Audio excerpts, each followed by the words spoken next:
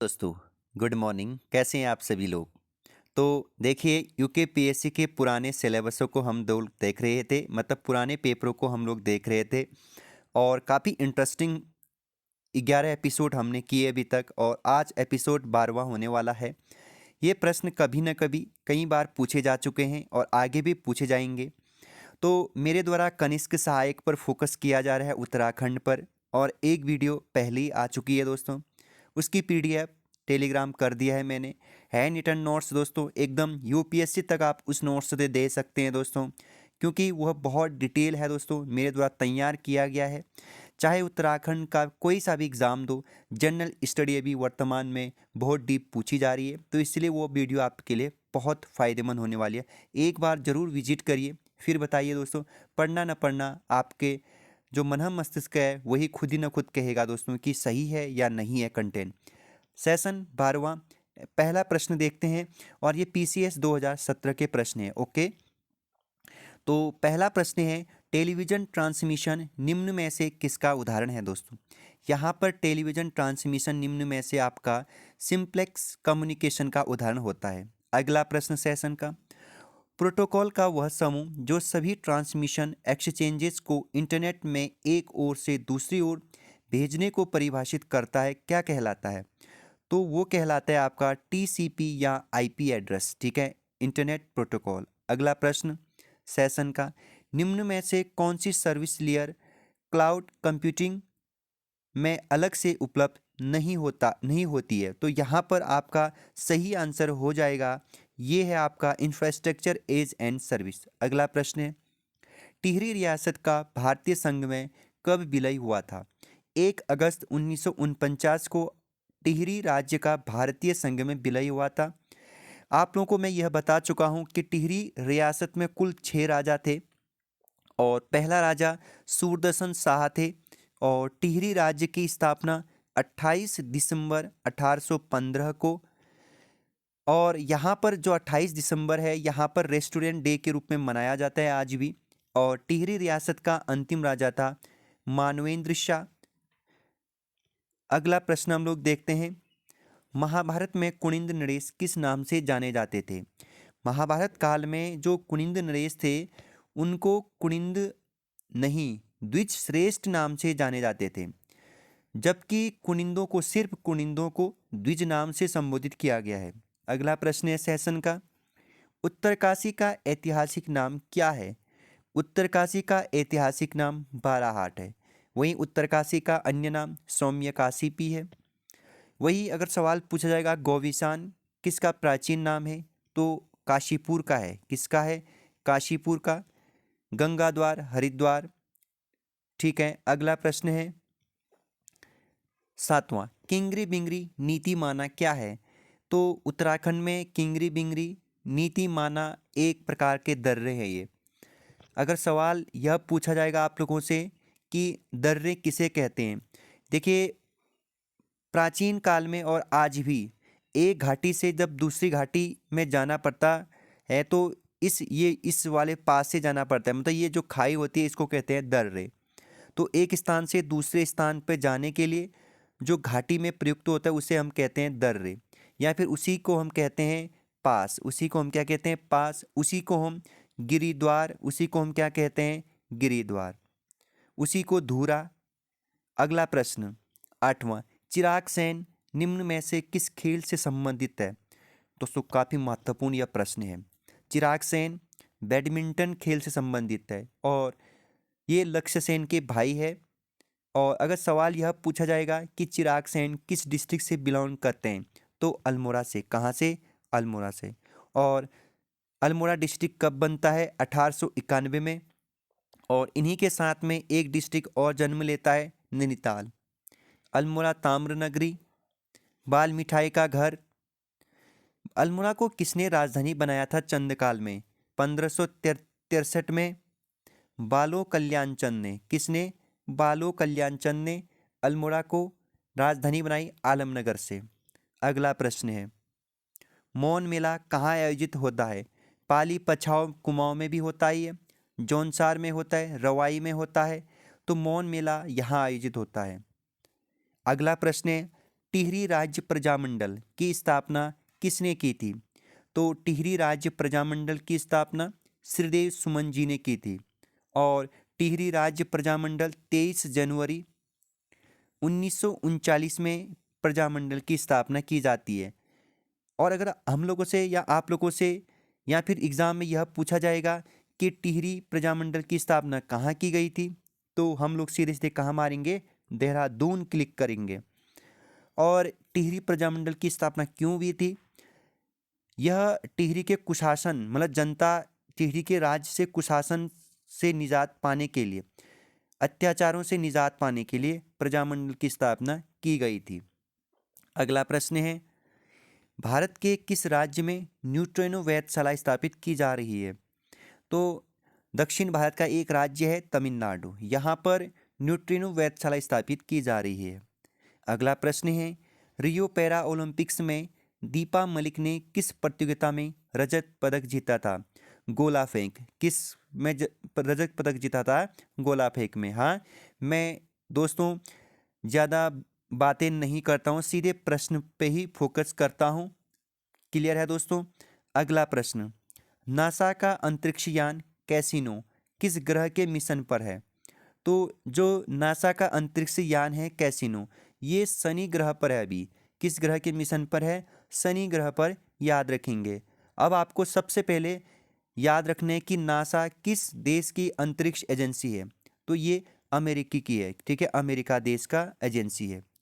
और अगर सवाल यह पूछा जाएगा आप लोगों से कि ग्रह कितने हैं, तो ग्रह है आप लोगों के वर्तमान में 8। कितने ग्रह है? 8। पहले 9 हुआ करते थे। तो एक यम को ग्रह की श्रेणी से बाहर कर दिया गया है। यम वर्तमान में बौने ग्रह की श्रेणी में रखा गया है। अब यम को क्यों बाहर भेजा गया? क्योंकि यह ग्रह के जो वो होते हैं मतलब नियम होते हैं, उस नियम में नहीं बैठ पा रहे थे। तो जैसे कि कौन से नियम होते हैं? सबसे पहले तो ग्रह गोल होने चाहिए। दूसरा कि जो ग्रह की घूमने की दिशा होती है, उस जब ये ग्रह घूमते हैं तो इनके आसपास का वायुमंडल साफ होना चाहिए। ये 2-3 फॉलो नहीं कर पा रही थी, तो यम को इसलिए ग्रह की श्रेणी से बाहर कर दिया गया। वहीं आप लोगों को यह भी पूछा जाएगा कि जो ग्रह होते हैं 8 होते हैं, तो सबसे नज़दीकी ग्रह का नाम बताइए। तो सबसे नज़दीकी ग्रह का नाम दोस्तों सूर्य से, तो ये है आप लोगों का बुध, ठीक है।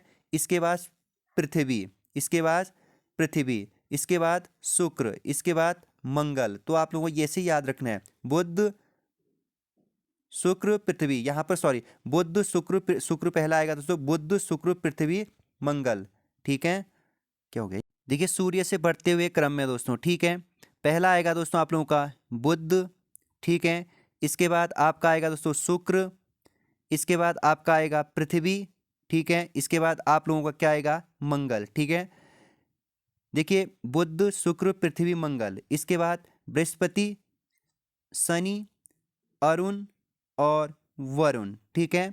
देखिए जो ये पहले के 4 ग्रह है, बुध शुक्र पृथ्वी मंगल, इसको बोलते हैं आप लोगों के आंतरिक ग्रह। क्या बोलते हैं? आंतरिक ग्रह, या इसी को बोलते हैं पार्थिव ग्रह, ठीक है।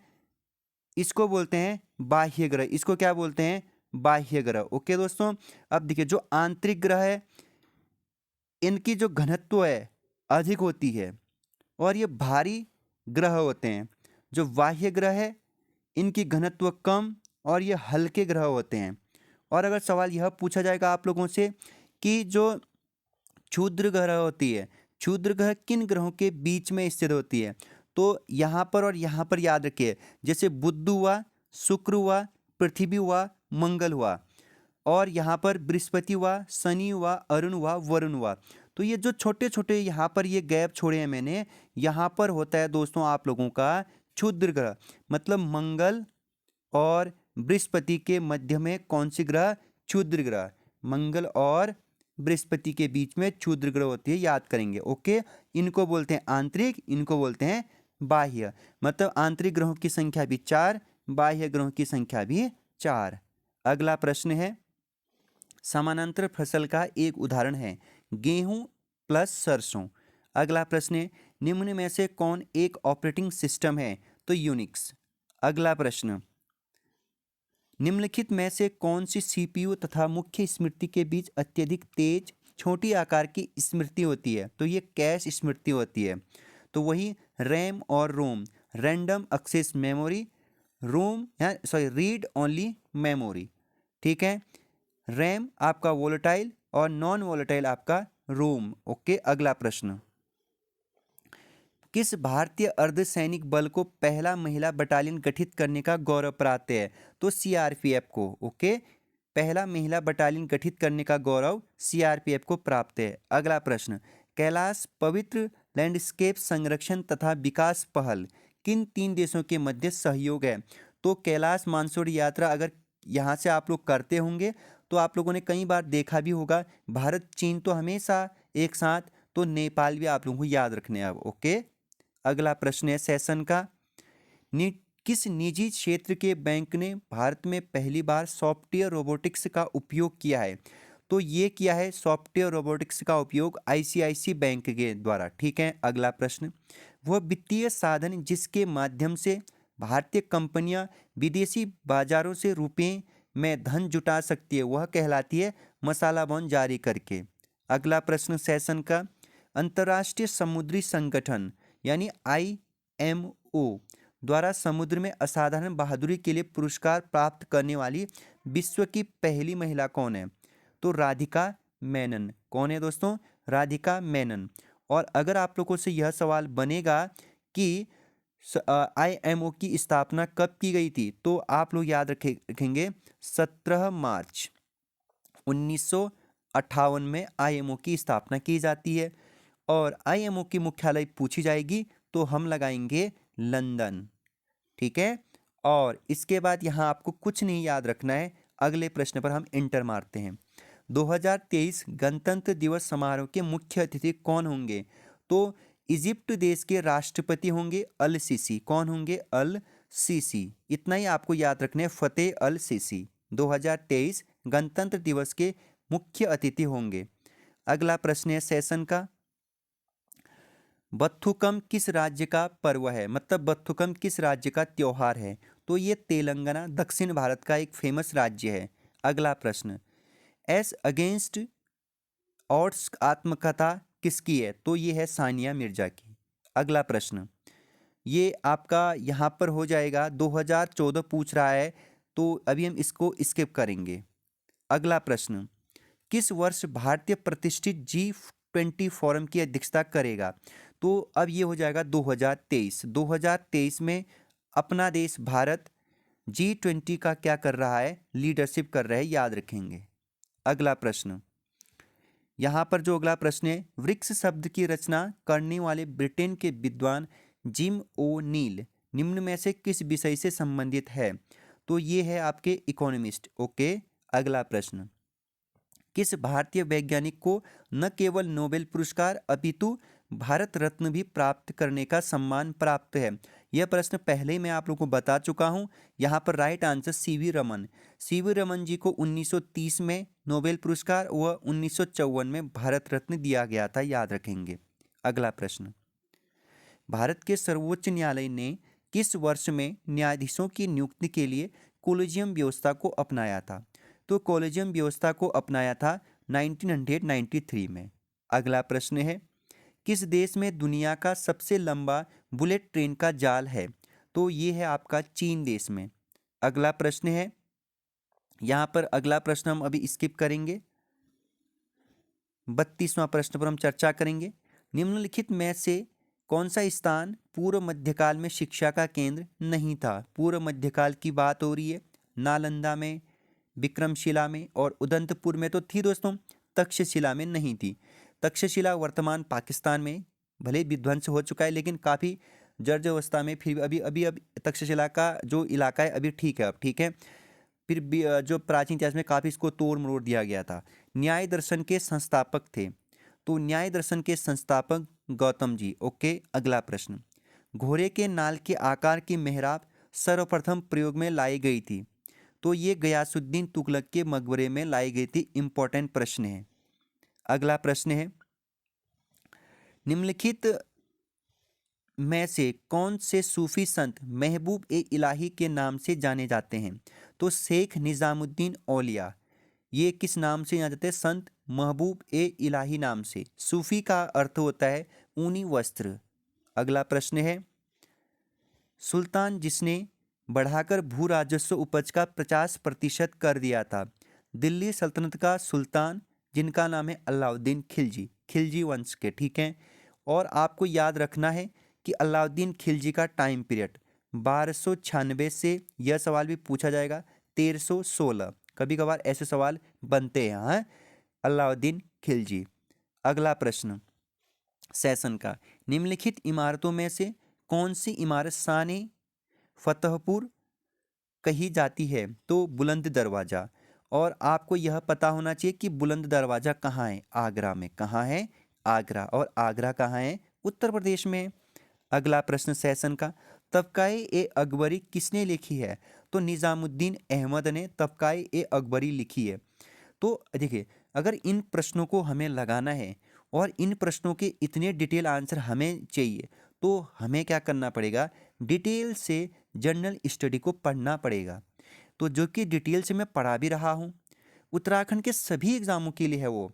ये मत सोचिएगा कि सिर्फ वो तो कनिष्क सहाय के, ना बाबा ना, वो तो भाई सभी एग्जामों के लिए। सच कहूँ तो वो तो आपके लिए इतना खतरनाक सेशन चल रहा है ना, मैं बता नहीं सकता हूँ आपको। एक बार ज़रूर उस वीडियो को देखिएगा, पॉलिटिकल अभी। हाँ, मैं सारे सब्जेक्टों को कराऊंगा वहाँ, ठीक। अगला प्रश्न, किस सिख गुरु के द्वारा सिखों का पवित्र ग्रंथ खालसा पंथ में रूपांतरण किया गया था? तो ये गुरु गोविंद सिंह जी ने 1699 में खालसा पंथ की स्थापना की थी, जो सिख धर्म के अंतिम 10वें गुरु थे। ओके। अगला प्रश्न, निम्न में से कौन नीला जल योजना, जिसे आप ब्लू वाटर पॉलिसी के नाम से जानते हैं, यह पॉलिसी किसने लाई थी? तो डी अल्मेडा जी ने लाई थी। और यह पुर्तगाली प्रथम कौन थे? गवर्नर थे, याद करिएगा। ओके। अगला प्रश्न, उस फ्रांसीसी सेनापति का नाम बताइए जो सन 1760 के वांडीवास युद्ध में पराजित हुआ। तो काउंट लाली, ये फ्रांसीसी गवर्नर थे और अंग्रेजों से हार गए थे। तो फ्रांसीसी याद करेगा कि सन 1760 में वांडीवास का युद्ध किस किस के बीच हुआ था? फ्रांसीसियों और अंग्रेजों के बीच हुआ था। अगला प्रश्न, ब्रिटिश संसद के किस अधिनियम ने भारत में व्यापार पर ईस्ट इंडिया कंपनी के एकाधिकार को समाप्त किया? तो 1813 का वह चार्टर्ड एक्ट के माध्यम से ब्रिटिश ईस्ट इंडिया कंपनी के एकाधिकार को पूर्ण तरीके से समाप्त कर दिया गया था, सिर्फ चाय के व्यापार को छोड़ करके। उसे भी 1833 के अधिनियम से समाप्त कर दिया गया था, पूर्ण रूप से 1833। ओके। अगला प्रश्न, दक्षिण भारत में सिंचाई व्यवस्था का अग्रदूत किसे माना जाता है? तो सर आर्थर कॉटन जी को दक्षिण भारत के सिंचाई व्यवस्था का अग्रदूत माना जाता है, याद करेंगे। अगला प्रश्न, वैदिक देवमंडल में निम्न में से कौन देवता युद्ध का देवता माना जाता है? तो ये है इंद्र जी को। ओके। अगला प्रश्न है, मगध में नंद वंश का संस्थापक कौन था? अरे भाई, नंद वंश का महापद्मनंद। वेरी गुड यार, आप लोगों को याद है ये क्वेश्चन। अगला प्रश्न, यूनानी लेखक जस्टिन द्वारा किसे सेंड्रोकोटस कहा गया था?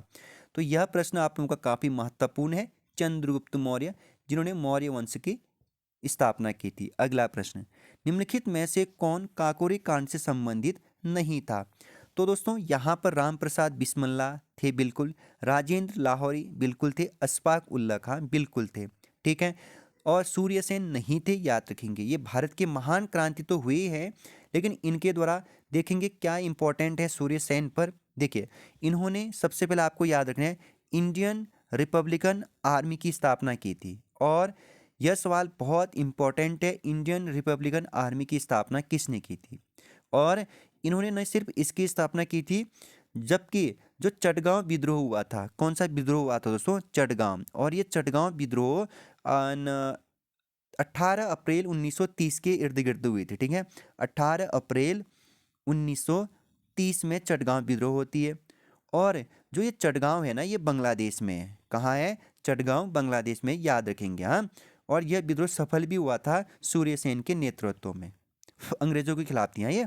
अगला प्रश्न, निम्न में से कौन उत्तराखंड की प्राचीन प्रजाति नहीं है? यक्ष, नाग, खासी, किन्नर। तो यहाँ पर राइट आंसर हो जाएगा किन्नर। ओके। अगला प्रश्न, खुरबुड़ा का युद्ध हुआ था। तो दोस्तों आप लोगों ने कई बार पढ़ा भी होगा कि गोरखाओं ने प्रद्युम्न शाह को खुरबुड़ा के मैदान में क्या चढ़ाई, धूल चढ़ाई थी, और वही खुरबुड़ा के मैदान में दोस्तों प्रद्युम्न शाह की क्या हो जाती है, मृत्यु हो जाती है। और वह तिथि थी 14 मई। ओके, 14 मई 1804 का वह पल। इस तरीके से 1804 के बाद गोरखाओं ने गढ़वाल में अधिकार कर लिया था लगभग 11 वर्ष तक। ठीक है, अगला प्रश्न 50वां। 1946 में पर्वतीय क्षेत्र के लिए अलग प्रशासनिक भाग बनाने की मांग किसने की थी? तो ये की थी दोस्तों हल्द्वानी में बद्रीदत्त पांडे जी ने। ओके, और कुमाऊं इतिहास के लेखक भी हमारे बीडी पांडे जी ही है। ओके, अगला प्रश्न, संगौली की संधि हुई थी।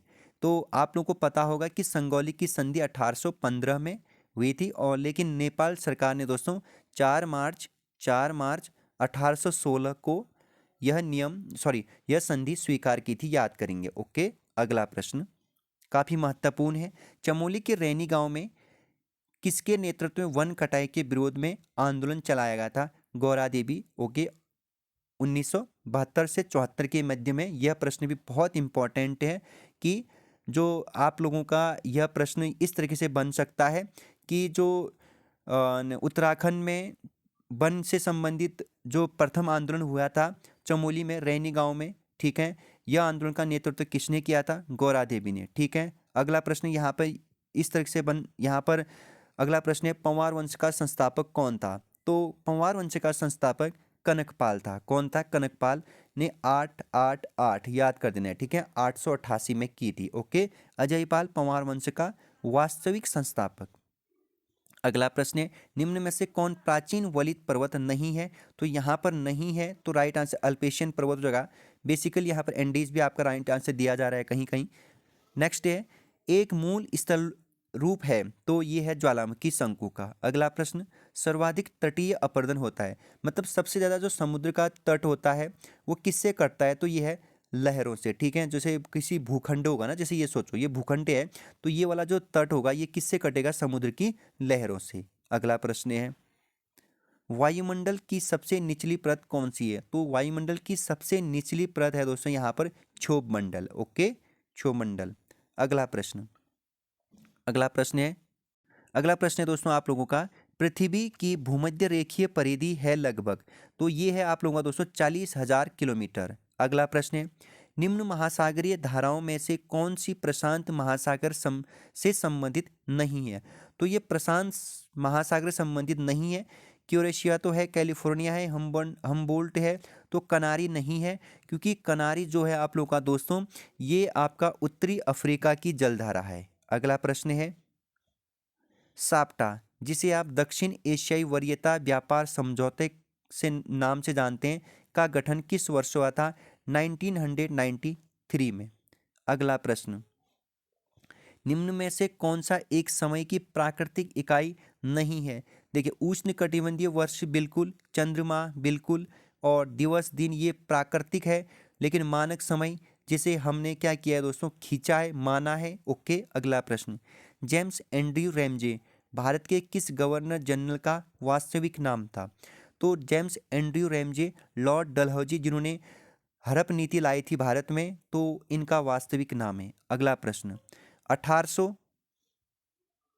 अगला प्रश्न है दोस्तों, 1857 ईस्वी के विद्रोह के समय भारत का गवर्नर जनरल कौन था? तो लॉर्ड कैनिंग जी थे, याद करेंगे। अगला प्रश्न है, हिंदुस्तान सोशलिस्ट रिपब्लिकन आर्मी की स्थापना हुई थी, तो ये हुई थी 1928 में। आप लोगों को क्या याद रखना है, यहाँ पर जो हिंदुस्तान सोशलिस्ट रिपब्लिकन आर्मी की स्थापना में महत्वपूर्ण भूमिका किसने निभाई थी? तो राम प्रसाद बिस्मिल्ला जी ने। ठीक है, राम प्रसाद। ओके दोस्तों, और इनमें इनका सहयोगी कौन था? एक तो योगेश था दोस्तों। कौन थे? योगेश चंद्र चटर्जी। ओके, और इसके बाद यहाँ पर चंद्रशेखर आज़ाद जी थे, याद करेंगे। इसके बाद अगला प्रश्न, यहीं पर जो अगला नाम आता है सचेंद्र नाथ सान्याल। ठीक है, सान्याल जी थे, याद करेंगे। ओके दोस्तों, ये नाम आपको याद रखने, राम प्रसाद, योगेश चंद्र चटर्जी, चंद्रशेखर आज़ाद, सचेंद्र सान्याल। ओके दोस्तों, इन्होंने हिंदुस्तान सोशलिस्ट रिपब्लिकन आर्मी की स्थापना की थी। अगला प्रश्न, पूर्वी धौलीगंगा सहायक नदी है, तो काली नदी जो कालापानी नामक श्रेणी से निकलती है, ठीक है, पिथौरागढ़ के सुदूरवर्ती क्षेत्र धारचूला के, ठीक है। अगला प्रश्न, उत्तराखंड राज्य के किस राष्ट्रीय पार्क को वर्ष 2016 में प्रोजेक्ट टाइगर परियोजना के अंतर्गत सम्मिलित किया गया है? तो राजाजी राष्ट्रीय पार्क को। अगला प्रश्न है, किलियारी सौर भूस्खलन क्षेत्र उत्तराखंड में कहाँ स्थित है? ये है आप लोगों का श्रीनगर और रुद्रप्रयाग। श्रीनगर नामक जो पर्यटक स्थल है ये पौड़ी गढ़वाल में, अच्छे से याद करिएगा। हाँ, अगला प्रश्न है, सूची को मिलाना है। विष्ट दोआब थोड़ा डिफिकल्ट प्रश्न है। व्यास तथा सतलज के मध्य, बारी दोआब, रावी ब्यास के मध्य, रचना दोआब, रावी और चिनाब, और चाच दोआब, चिनाब तथा झेलम। आपको क्या करना है, देखो विष्ट मीन्स व्यास, ठीक है, यहाँ पर चारी दोआब तो याद रखेंगे व्यास, ओके, बारी, रचना दोआब, रावी, चाच दोआब, चेनाब। सबका क्या है, आपको कहीं ना कहीं थोड़ा सा क्या मिल जा रहा है, हिंट मिल जा रहा है, ओके। अगला प्रश्न है, निम्नलिखित में से भारत में कौन जैव विविधता का एक संवेदनशील स्थान माना जाता है? तो ये माना जाता है पश्चिमी घाट। भारत में सबसे ज़्यादा जो बायोडाइवर्सिटी पाई जाती है ये पश्चिमी घाट में पाई जाती है। अगला प्रश्न है, कॉफेन की जलवायु वर्गीकरण के अनुसार निम्न में से कौन उत्तरी बंगाल सहित उत्तर पूर्वी भारत का उपयुक्त वर्णन है? तो ये आपका शुष्क सर्दी सहित आर्द्र उपोष्ण जलवायु सही हो जाएगा। आपको याद रखना है COP27 अधिवेशन कहाँ हुआ? तो ये हुआ दोस्तों मिस्र में। और COP28 कहाँ होना है? तो ये होना है UAE में, ओके, संयुक्त अरब अमीरात में होना है। अगला प्रश्न है, बादल परिणाम है संघनन के, निम्न में से कौन सा युग्म गलत है? डोडी ताल उत्तरकाशी सही है, बेनी ताल चमोली सही है, बासुकी ताल रुद्रप्रयाग सही है, देवरिया ताल टिहरी गलत, देवरिया ताल आपका रुद्रप्रयाग में। अगला प्रश्न, खतलिंग ग्लेशियर कहाँ स्थित है? अरे वाह, खतलिंग ग्लेशियर कहाँ है दोस्तों? टिहरी गढ़वाल में, वेरी गुड, आपको याद है। अगला प्रश्न, भारतीय उपग्रह श्रृंखला जो दूरसंचार तंत्र के लिए उपयोग में लाई जा रही है, तो ये लाई जा रही है इनसेट। और इसे कब स्थापित किया गया? इसे 1983 में स्थापित किया गया था, याद रखेंगे। हाँ, हम किसी भी प्रश्न पर जा रहे हैं उसके फैक्ट को भी देख रहे हैं, क्योंकि सवाल फैक्ट से पूछे जाते इसके अंतर्गत से दोबारा प्रश्न वही होते हैं, पर थोड़े से हमें क्या करने, इनके पोस्टमार्टम करने इन प्रश्नों के अच्छे से। दक्षिणी गंगोत्री क्या है? दोस्तों भारत देश का अंटार्कटिका में भारतीय शोध केंद्र है दक्षिणी गंगोत्री, ओके। तो वहीं आप लोगों का दोस्तों यहाँ पर एक मैत्री को भी स्थापित किया हमने, ठीक है, मैत्री को हमने 1990 में किया था। हाँ, और वहीं सवाल यह पूछा कि दक्षिणी गंगोत्री को कब किया था? तो ये किया था 1984 में, ओके।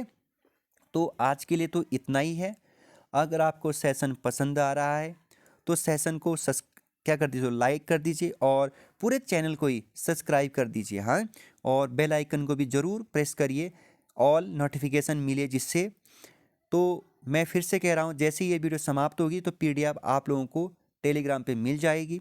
तो बने रहिए दोस्तों, शाम को एक बढ़िया क्लास फिर से आएगी पॉलिटिकल की, आज हैंड रिटन नोट्स के साथ, और मैं वो नोट्स आप लोगों को दे रहा हूँ। तो बने रहिए, धन्यवाद।